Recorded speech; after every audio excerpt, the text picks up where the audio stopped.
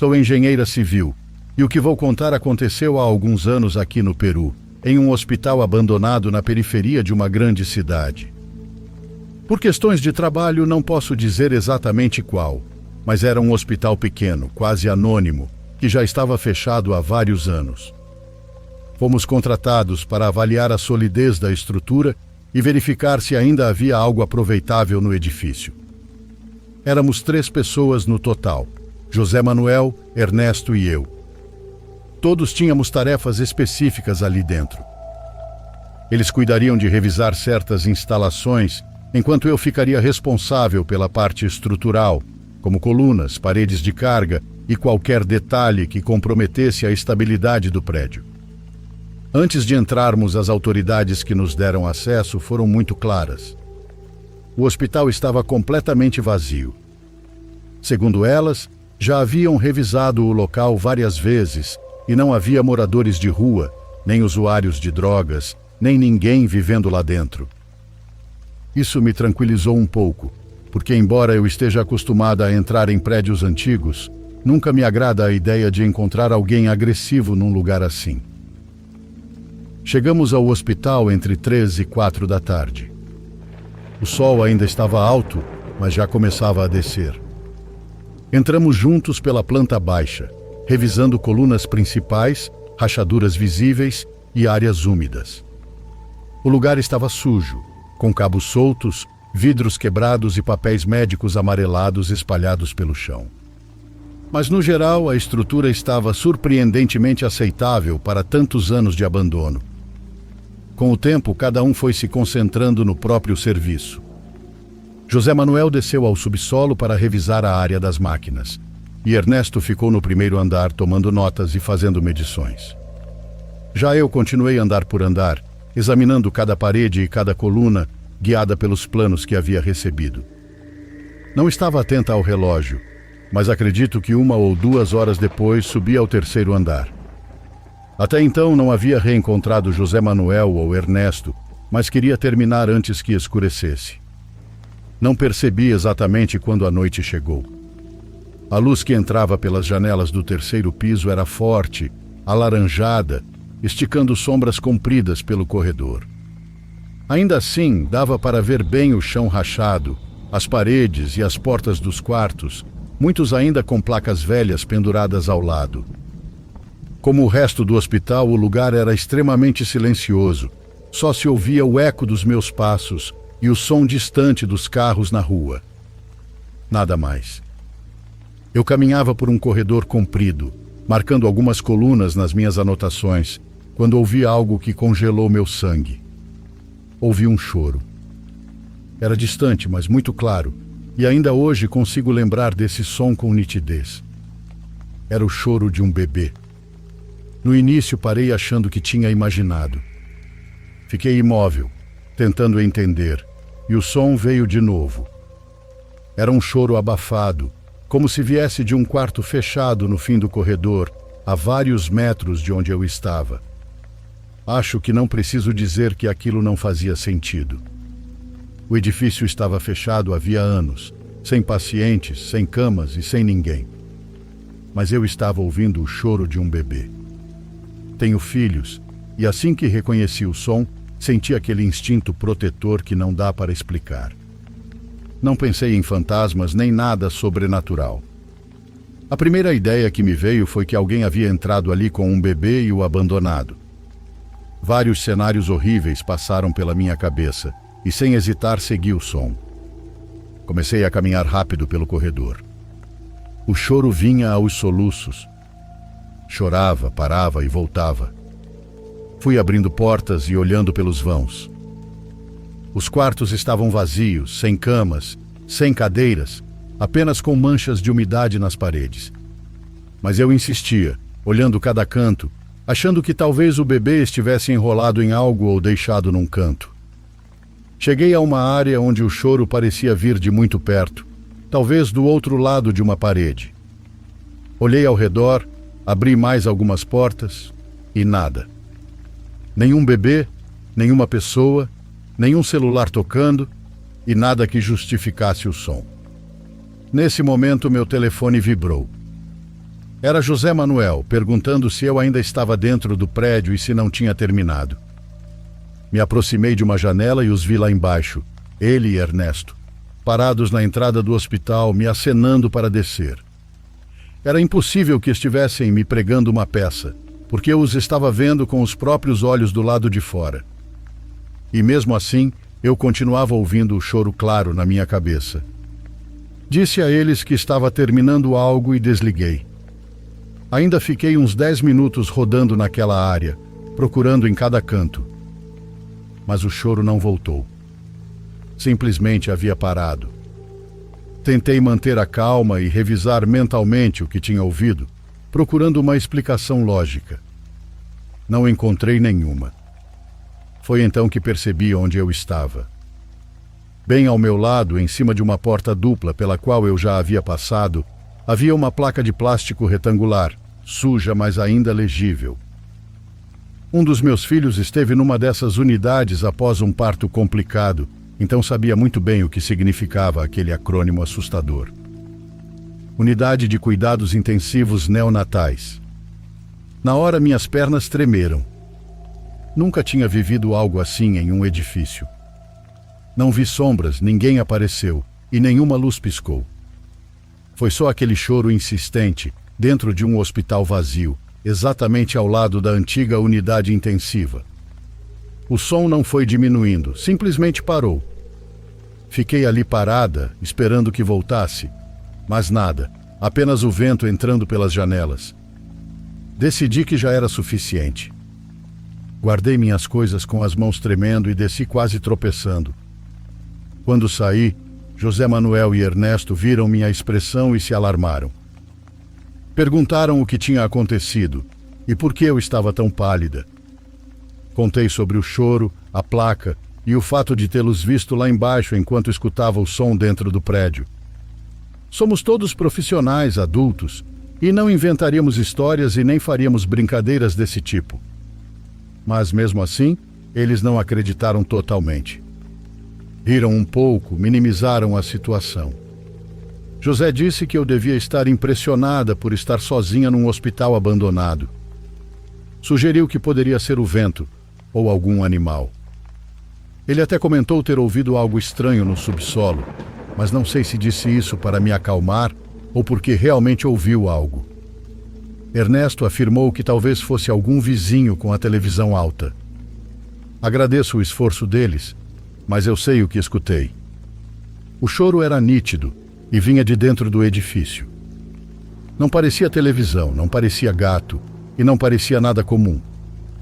E o detalhe da unidade intensiva ali do lado, isso nunca vai sair da minha cabeça. Às vezes tento encontrar uma explicação lógica, mas é inútil. Sou engenheira. Estou acostumada a procurar causas, dados e razões. Mas dessa vez não há nada. Tudo o que sei é que naquela tarde, em um hospital abandonado, ouvi o choro de um bebê onde não deveria haver ninguém. E por mais que neguem, eu não estou louca. Algo se manifestou naquele terceiro andar, e eu estava lá para ouvir.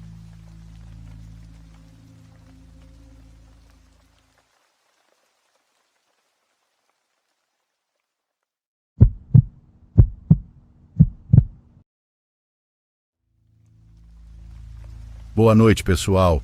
Meu nome é Carlos Manuel e trabalho como operário em uma empresa que se dedica a renovar e restaurar casas antigas no leste do Texas. Nesse trabalho já vi todo tipo de propriedade. Casas destruídas pelo abandono, pela umidade, por cupins e por incêndios.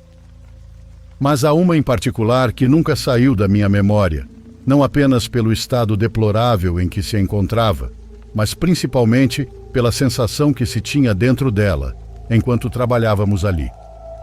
Era uma casa antiga, de estilo colonial, localizada em um terreno amplo que, segundo nos informaram, havia sido adquirida por um banco. Eu não sabia muito mais a respeito, nem conhecia os donos originais, tampouco o motivo da casa ter sido abandonada.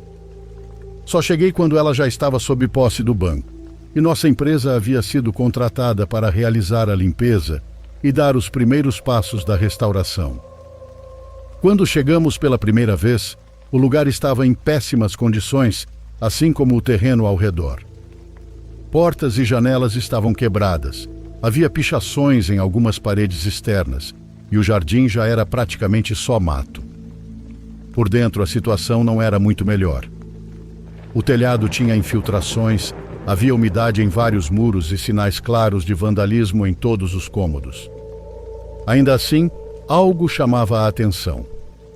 Muitos móveis ainda estavam lá dentro, como poltronas velhas, mesas, vitrines quebradas, um aparador, cortinas rasgadas e cobertas de poeira, além de uma grande quantidade de quadros nas paredes. Pelo estilo da decoração, das fotos e das molduras antigas, todos nós supusemos que a casa havia pertencido a uma senhora idosa. Em vários retratos aparecia sempre a mesma mulher, já de idade avançada, com uma expressão séria, olhando diretamente para a câmera ao lado de sua família. Não sou especialista em interpretar rostos ou gestos, mas pela seriedade estampada naquelas fotos, eu me arriscaria a dizer que ninguém naquela casa parecia realmente feliz. Absolutamente todas as imagens tinham esse ar rígido e formal, como se as fotos tivessem sido tiradas por obrigação e não por prazer em compartilhar um momento em família. Claro, isso é apenas a minha opinião, uma tentativa de dar sentido ao que viveríamos nas semanas seguintes enquanto trabalhávamos ali. Voltando ao primeiro dia, nossa tarefa inicial era desmontar tudo o que não servia mais, carregar em um caminhão e levar ao lixão. Nada do que estava dentro da casa seria reaproveitado. Começamos pelo térreo, trabalhando em grupo, desmontando móveis, quebrando o que não tinha salvação, retirando caixas cheias de pratos quebrados e enfeites antigos. Foi durante esse trabalho que comecei a sentir que algo não estava certo. Não sei explicar exatamente. No começo não era medo, mas uma estranha sensação de desconforto, como quando você sente que alguém está te observando pelas costas. Toda vez que eu entrava na sala principal ou nos corredores próximos, essa sensação voltava, e eu me pegava olhando para trás o tempo todo, sem nunca ver ninguém. Pensei que fosse por causa das fotos, por tantos quadros nas paredes com o rosto da mesma senhora e de sua família, me encarando de diferentes ângulos. Por isso, não demorei a retirar os quadros, na esperança de que aquela sensação desaparecesse. Comentei isso com meus colegas, e eles falaram que estavam sentindo a mesma coisa. Foi então que, enquanto todos nós estávamos no andar de baixo, ouvimos claramente passos fortes no piso superior. Foram 2 ou 3 pisadas pesadas, como se alguém caminhasse com firmeza pelo corredor do segundo andar. Ficamos todos em silêncio. Éramos 4 no térreo. Eu, mais 2 colegas e o mestre de obras. Nos olhamos para ter certeza de que ninguém havia subido sem avisar. O mestre de obras assobiou e gritou algo como: "Tem alguém aí em cima?" Ninguém respondeu, e os passos não se repetiram. Ele e eu decidimos subir para verificar, caso fosse algum invasor ou um morador de rua que tivesse entrado e estivesse escondido dentro da casa. Revistamos os quartos, abrimos os armários e qualquer lugar que pudesse servir de esconderijo. Não encontramos ninguém, mas ainda assim, em nenhum momento, deixei de sentir aquela sensação de que algo me observava. Descemos e o mestre disse que o mais provável era que o som tivesse vindo da própria estrutura da casa, ou talvez de algum animal grande que tivesse saído por uma janela. Quisemos acreditar nisso e continuamos trabalhando. Na verdade, a ideia de um animal grande rondando o lugar até explicava a sensação de estar sendo observado. Por isso, terminamos o trabalho daquele dia um pouco mais tranquilos. Porém, a partir daí, as coisas começaram a ficar cada vez mais estranhas dentro da casa. Nos dias seguintes, à medida que avançávamos na demolição interna e na limpeza, começaram a ocorrer batidas inexplicáveis. Às vezes soavam como se alguém tivesse jogado algo dentro de um cômodo vazio. Íamos verificar e não havia nada no chão ou nas paredes que justificasse o barulho. Outras vezes, Eram pancadas secas na parede, como se alguém estivesse socando do outro lado, mas aquele lado dava para um quarto onde não havia ninguém. A explicação da madeira se dilatando pelo calor estava sempre à mão, afinal era verão e fazia muito calor naquela bodega. Porém, pouco a pouco, essa desculpa deixou de me convencer. Depois de uma semana, também começamos a ver coisas de canto. Sombras e formatos que desapareciam de repente. Conversei sobre isso com meus colegas, e todos concordavam que a casa tinha uma atmosfera muito estranha. Eu particularmente sentia que algo se movia no topo da escada sempre que eu passava pelo saguão, mas virava e não havia nada naquela merda de lugar. Em algumas ocasiões, vi claramente uma sombra espiar por uma porta entreaberta e se esconder assim que eu direcionava o olhar para lá. Eu poderia jurar que era alguém brincando, mas para isso teria que existir uma pessoa de verdade ali, e nunca havia ninguém. Meus colegas angolanos não eram do tipo brincalhão, então não conseguia imaginá-los armando algo tão elaborado só para me assustar. O mestre de obras tentava minimizar a situação fazendo piadas, dizendo que casas antigas sempre são mal assombradas e que aqueles sons eram normais. Mas a cada dia que passava, o desconforto só aumentava. Não era só impressão minha, todos nós, em diferentes momentos, mencionamos ter ouvido passos, batidas ou sentido alguém passar por trás quando estávamos sozinhos. Não nos sentíamos bem trabalhando ali, e a situação só piorava, pois os acontecimentos se tornavam cada vez mais normais, por assim dizer. Ainda assim, não deixavam de ser perturbadores. Tudo chegou ao ápice no meio da segunda semana.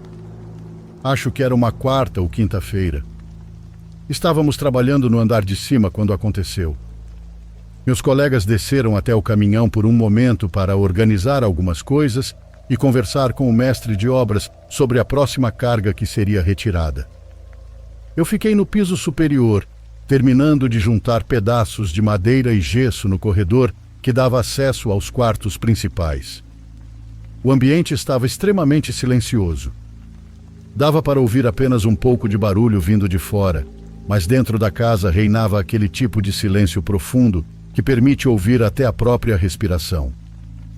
Além disso, o lugar já me deixava bastante estranho, então meus sentidos estavam atentos a qualquer ruído. Eu estava agachado, recolhendo entulho, quando senti novamente aquela sensação de estar sendo bisoiado. Dessa vez era muito mais forte. Os pelos da minha nuca literalmente se arrepiou, como se alguém estivesse parado bem atrás de mim. Parei por um segundo, respirei fundo e me levantei devagar antes de me virar. Nesse momento vi no topo da escada a silhueta de uma mulher. Diferente das outras vezes, não era uma sombra indefinida nem algo rápido que desaparecia ao virar o rosto. Ela tinha uma forma bastante clara. O contorno de um vestido, o cabelo preso, ou pelo menos puxado para trás, e o corpo ereto. Eu não conseguia ver seu rosto com detalhes, mas dava para perceber que ela estava de frente me olhando. Ela não se movia e não fazia nenhum som. Ficamos assim por um tempo que não sei medir, mas que para mim pareceu eterno. Fechei os olhos por um segundo e, nesse instante, aquilo desapareceu. Não foi algo gradual, ela simplesmente evaporou. Em um segundo, a silhueta estava ali, e no seguinte, o espaço estava completamente vazio. Aquilo foi mais rápido do que qualquer pessoa poderia se mover, caso eu ainda tivesse tentado pensar que era um intruso. Acho que nunca senti tanto medo em toda a minha vida, pois até dor de barriga tive. Recuei sem tirar os olhos do lugar onde a tinha visto e depois saí correndo em direção à escada, descendo o mais rápido que pude. Meus colegas viram minha expressão e souberam na hora que algo estava errado. Contei o que tinha visto, e todos ficamos ainda mais nervosos, pois o grupo inteiro já sentia algo estranho naquela casa desde o primeiro dia. Até o mestre de obras estava esquisito trabalhando ali, mas obviamente tínhamos que continuar, porque para o banco fantasmas não era um motivo válido para interromper a reforma de uma propriedade. Felizmente, não tivemos que suportar aquele ambiente opressivo por muito mais tempo. Alguns dias depois da aparição, fomos informados de que o projeto estava suspenso. Não sei se foi por falta de orçamento, mudança de planos ou algum problema legal com o imóvel. O fato é que o local foi novamente fechado e nós fomos enviados para uma obra de alvenaria. Durante um bom tempo não soube mais nada daquela casa e agradeci por isso, porque se tivesse que trabalhar mais uma semana naquele lugar, eu teria enlouquecido. Os anos passaram, continuei trabalhando na mesma área, em diferentes regiões, e um dia por acaso precisei passar perto daquela zona para ir a outro serviço. Reconheci a casa na mesma hora. Ela já não parecia abandonada, pois estava restaurada, pintada, com janelas novas e o jardim bem cuidado. Era evidente que alguém havia retomado o projeto e o concluído. Fiquei muito curioso para saber se alguém morava ali, mas obviamente não parei para perguntar sobre isso. No fim das contas, aquela era a casa de alguém ruim, e tenho a sensação de que a energia dessa pessoa ficou ali.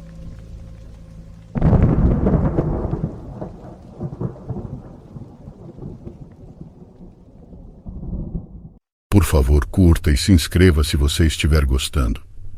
Agora continuamos.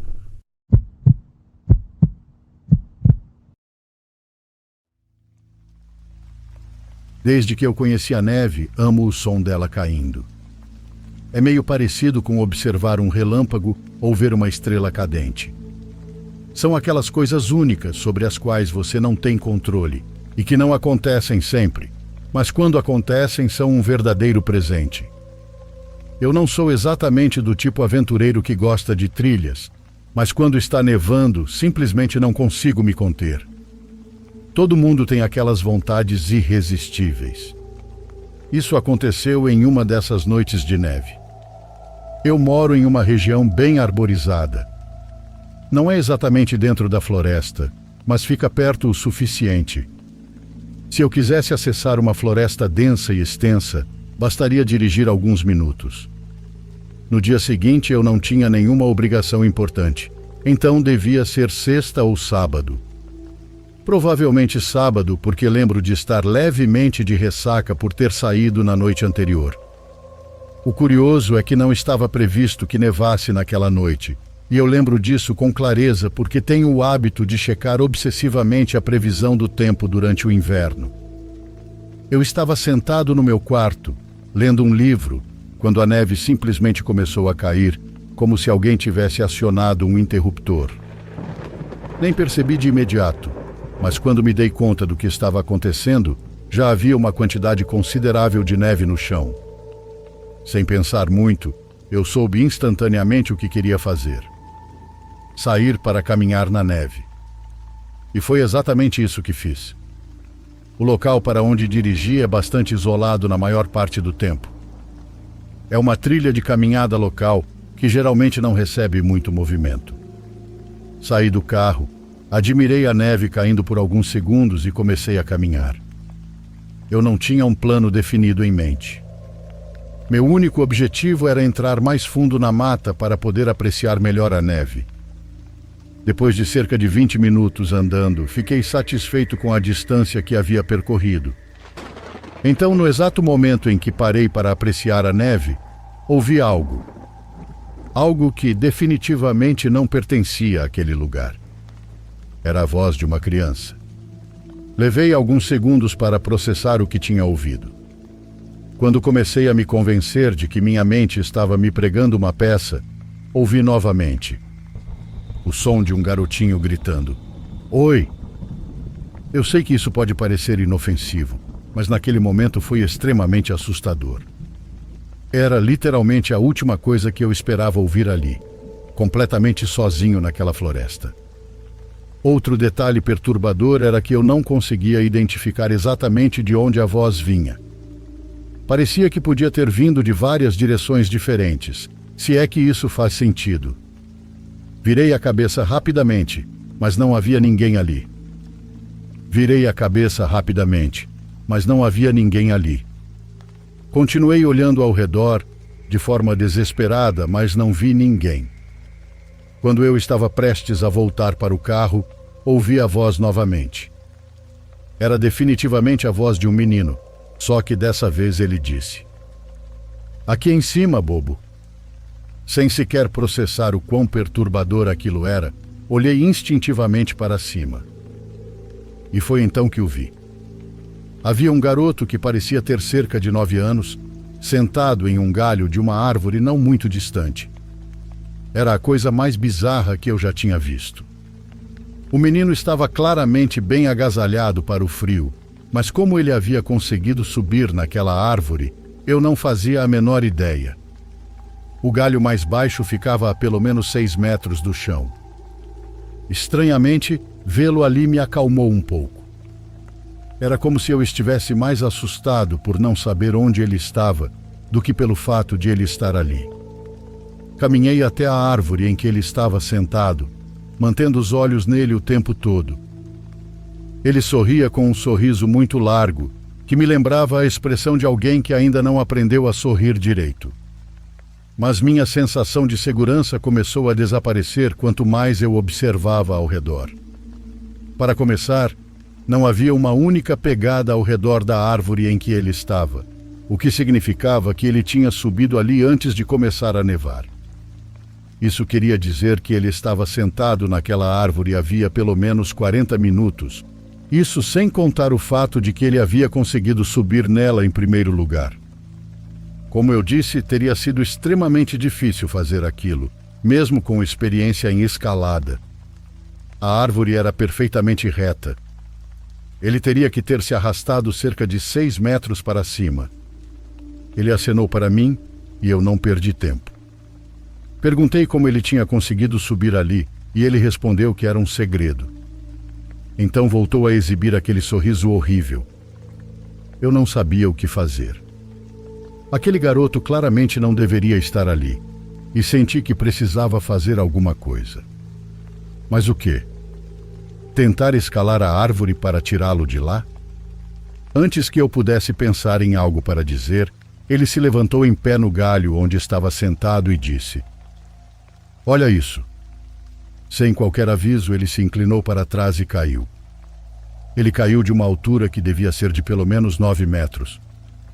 Eu gritei. Não havia mais nada que eu pudesse fazer. Assisti horrorizado enquanto ele caía diretamente de costas no chão, com um impacto bizarro. Eu tinha certeza de que ele estava morto. Não havia quantidade alguma de neve que pudesse amortecer uma queda daquelas. Corri até ele, mas antes que eu pudesse alcançá-lo, ele se levantou do chão num salto e começou a correr para longe de mim. Era impossível. Uma queda daquela altura deveria ter sido suficiente para matá-lo. Gritei novamente enquanto o via correr para dentro da floresta. Mesmo com a neve clara no chão, ainda estava escuro o suficiente para que ele desaparecesse da minha vista. Eu não sei o que deu em mim. Em vez de fazer a coisa racional e voltar, eu corri atrás dele. Não sei por quê. Conhecendo a mim mesmo, se uma situação como essa acontecesse novamente, eu daria meia volta 9 vezes em cada 10. Mas acho que aquela foi justamente essa única vez. Essa é a única explicação que consigo encontrar. Recuperei um pouco a calma e comecei a seguir as pegadas dele, sabendo que ele não poderia ter ido muito longe. Depois de alguns segundos correndo, comecei a ouvi-lo rir. Na verdade, gargalhar seria uma palavra mais adequada. Era extremamente perturbador.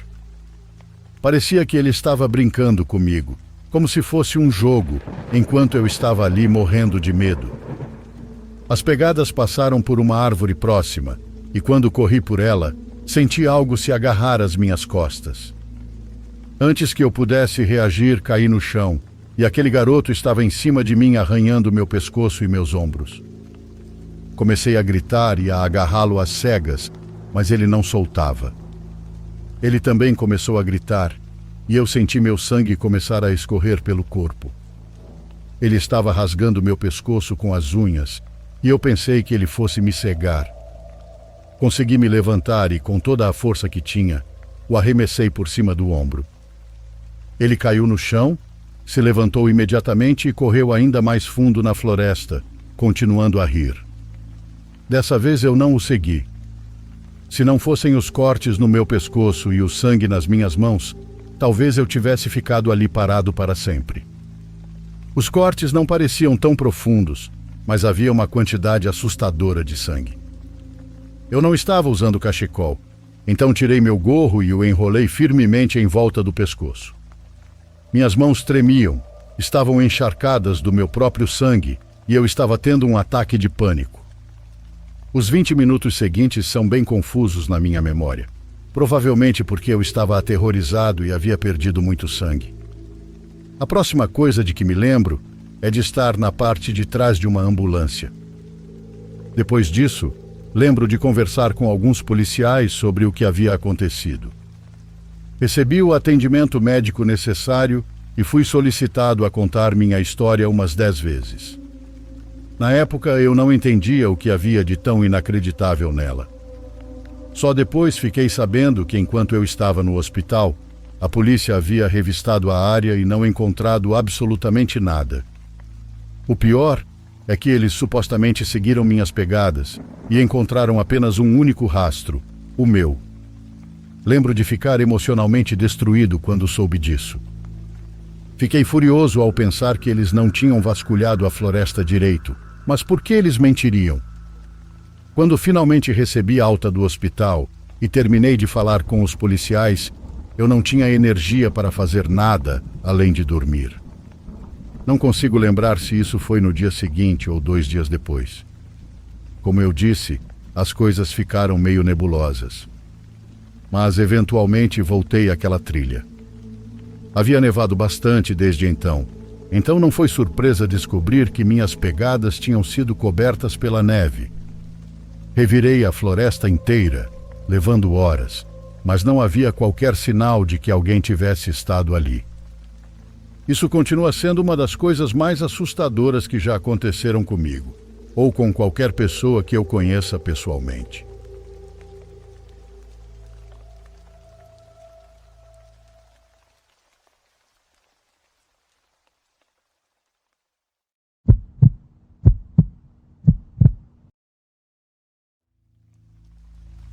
Todos que leem isso podem me chamar de Seb. Isso aconteceu quando eu estava no 2º ano do ensino médio, cerca de 7 anos atrás. Eu estudava na cidade vizinha, o que significava que precisava usar transporte público todos os dias para ir e voltar. Trem de manhã e trem à tarde. Parece cansativo, mas sinceramente, eu não me importava. A maioria dos meus amigos morava na mesma região, então íamos todos juntos, e aquilo acabou virando algo social. A gente conversava e passava o tempo durante o trajeto. Naquela época eu era corredor. Atletismo na primavera e cross-country no outono. Fora da temporada eu pegava o trem logo depois que as aulas terminavam, por volta das 3 da tarde, e ele costumava estar bem vazio. Mas durante a temporada, os treinos só acabavam depois das 5:30, o que significava que quando eu entrava no trem, ele estava lotado de trabalhadores voltando para os subúrbios depois do expediente. Por sorte, meus 2 melhores amigos, Charles e James, também corriam atletismo e moravam na mesma linha de trem que eu, então eu não ficava completamente sozinho nessas viagens mais tarde da noite. Numa noite depois do treino de atletismo, começou uma nevasca exatamente no momento em que o nosso trem saiu da estação. Era pleno inverno, então noite é definitivamente o termo certo, mesmo não sendo nem 6 horas ainda. E nevasca também é a palavra correta, porque passou de 0 a uma verdadeira tempestade de neve em coisa de 5 minutos. Descobrimos já dentro do trem que o nosso seria o último a circular naquela linha. A previsão indicava uma tempestade enorme e não deixariam mais nenhum trem sair da estação depois do nosso. A neve só piorava. Em certo ponto, nós 3 começamos a nos perguntar seriamente se o trem conseguiria chegar a todas as paradas. E mesmo que conseguisse, logo percebemos que não havia a menor chance de nossos pais irem nos buscar de carro. As estradas já estavam um caos. Então, mesmo chegando às nossas estações, não teríamos escolha a não ser ir andando até em casa. Para James e Charles, isso não era um grande problema. Eles praticamente moravam lado a lado numa parte bem movimentada e densa da cidade, e as casas deles não ficavam longe da estação. Para mim, porém, era diferente. A minha estação era isolada. Eu teria que atravessar uma rodovia e depois andar mais de 1 quilômetro por uma área cheia de mata até chegar em casa. Liguei para meus pais ainda no trem e expliquei a situação. Eles disseram que eu não tinha muita escolha. Meu pai mandou eu aguentar firme, me agasalhar bem e tomar cuidado. James e Charles desceram na estação deles, e eu me despedi dos dois com um toque de mão. O resto da viagem foi só eu e mais alguns poucos passageiros, e quando chegamos à minha estação, eu era o único que restava no trem. As portas se abriram e eu pisei na plataforma. Estava completamente vazia, só eu e uma nevasca intensa. Estava escuro, mas a visibilidade era razoável por causa da neve. Tudo estava branco, e a luz da estação se refletia nela de um jeito bonito, mas ao mesmo tempo estranho. Fiquei ali parado por um segundo, observando tudo. Era uma cena que eu nunca tinha visto antes. Normalmente aquela estação é cheia de carros e pessoas, mas com a tempestade parecia totalmente abandonada. Comecei a andar. Não fazia sentido prolongar o inevitável. Por algum motivo achei que atravessar a rodovia seria mais difícil, mas não havia um único carro à vista, nem mesmo caminhões de limpeza de neve. Eu cheguei a parar e olhar ao redor, meio impressionado. Era bonito de uma forma estranha. Pensei comigo mesmo que provavelmente nunca mais viveria algo assim. Depois da rodovia vieram os bosques. A única outra opção seria seguir pela estrada até em casa, mas estava ventando muito e isso aumentaria bastante a distância, então decidi simplesmente atravessar a mata. Não sei por quanto tempo eu já estava andando, mas depois de passar um bom tempo olhando só para os meus pés, levantei o olhar. No instante em que fiz isso, vi que a cerca de 30 metros à minha frente havia alguém parado ali. Um homem. Ele estava de frente para mim, quase como se soubesse exatamente o caminho que eu teria que seguir. No começo, meu cérebro não conseguia processar o que eu estava vendo, porque ele não estava vestido de forma alguma para aquele clima. Usava camiseta de manga curta e bermuda no meio de uma nevasca. Para piorar, o rosto dele estava retorcido em um sorriso completamente perturbado. Eu não me mexi, apenas fiquei parado, esperando para ver o que faria. Minha mente estava a mil, tentando encontrar alguma explicação, mas o choque da situação era grande demais. Eu não conseguia pensar nem me mover. Então, em um movimento abrupto, ele passou de parado e sorridente para gritar e correr na minha direção. Era o horror puro se desenrolando bem na minha frente. Saí do meu estado de choque e comecei a correr o mais rápido que conseguia, voltando pelo caminho de onde tinha vindo, gritando por ajuda mesmo sabendo que não havia ninguém por ali. Com tanta neve, eu não conseguia correr muito rápido e sentia ele se aproximando a cada segundo que passava. A perseguição pareceu durar uma eternidade. Provavelmente foram uns 5 minutos, mas pareceram 1 hora. Finalmente consegui sair da mata e chegar à estrada, e só então me virei para olhar. Ele tinha desaparecido.